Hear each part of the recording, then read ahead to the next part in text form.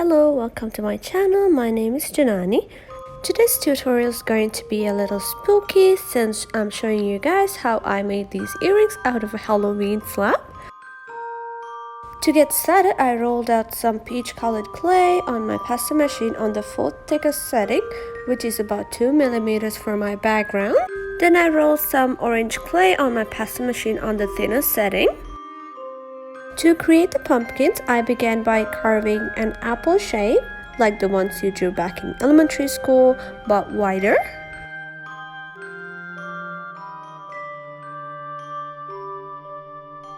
Since I work on a tile, it's very easy to peel the shape using a tissue blade.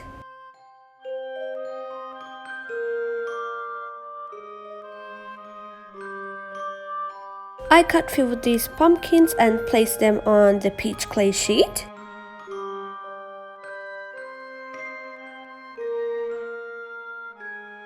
To add the curved details on the pumpkins, I used a needle tool.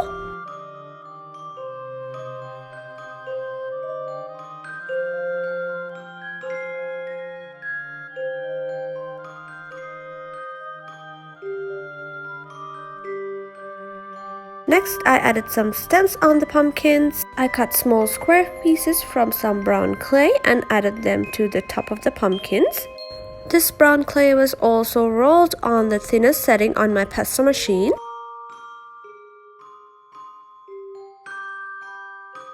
And I also wanted to add some leaves for the pumpkins. To create these, I freehanded a heart shape. Using a needle tool, I pinched the V end of the heart on the both sides.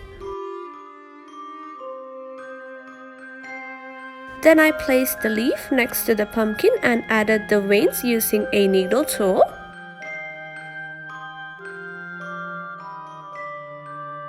I also wanted to create some curly vines.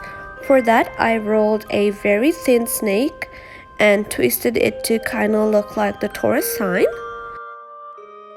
Then I carefully picked it up and placed it next to the stem. I added leaves and vines to all my pumpkins. All the tools and supplies used in this tutorial will be linked down in the description box.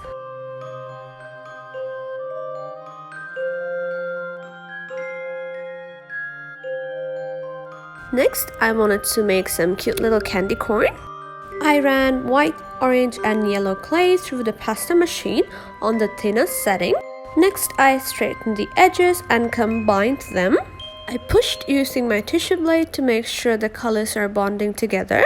I recommend you running this through your pasta machine on the thinnest setting just one more time. Next, I carefully carved out a candy corn shape. This is why I said that you should run it through the pasta machine one more time because mine ended up separating. But it was no big deal. I shaped it using my X-Acto knife and my tissue blade. Then I made quite a few of these and started placing it throughout my sheet. Although I wanted to load this slab with all the Halloweeny stuff, I was reminded that I'm really lazy and ain't nobody got time for that, even me. Next, I created some witches' hats. This shape is a little harder to explain, so I hope my demonstration will be enough for you. I carefully cut out the hat, then I use a needle tool to refine it. To divide the brim and the crown of the hat, I added a curved line. While I was at it, I decided mine as well, just create some ghosties. For these ghosts, I decided to cut a teardrop shape, but with a little bit of curvature.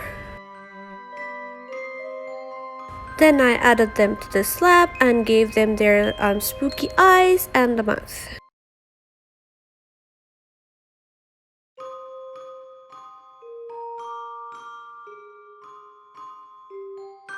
Then I worked on filling up the whole slab, adding the details and adding more components.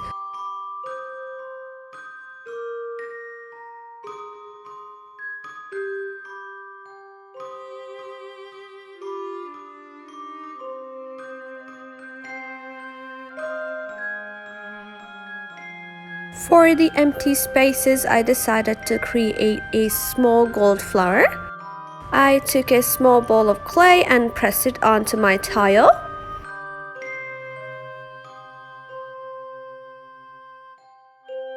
Using my needle tool, I created indents on all four corners and then in between them as well.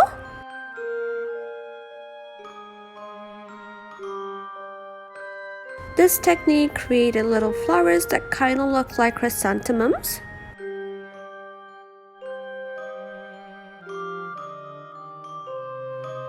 I created a whole lot of these simple flowers and filled up all my empty spaces.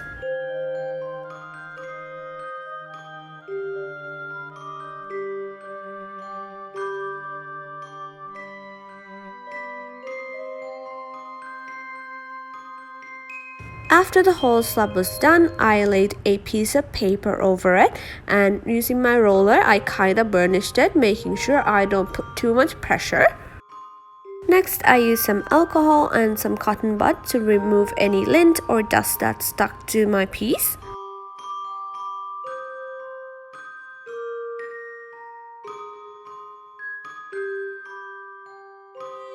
Next, I used my cookie cutters and some 3D printed cutters to cut my earring pots. I don't personally like to handle my components too much, but there is a trick that I learned recently. Most 3D cutters, you don't have to sand too much, but if you absolutely hate sanding, you can just smoothen up the edges while your pieces are still raw. And like always, I baked my pieces in 225 to 275 Fahrenheit for an hour. And I do this because my oven is very old and the temperature fluctuates a lot. To find your ideal temperature and time, I recommend you bake some samples and find it out.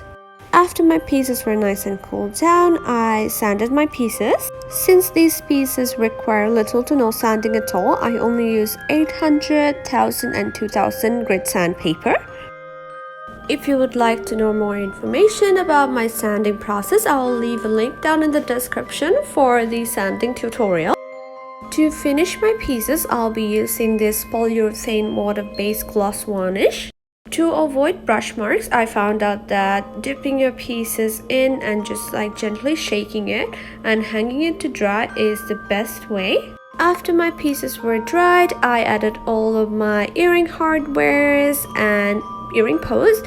If you would like to know more information on how I added my earring post, I will link 2 tutorials down in the description box. And that is the end of this tutorial. I hope you guys enjoyed it. Make sure you follow me on Instagram and TikTok. I'll see you guys in the next tutorial.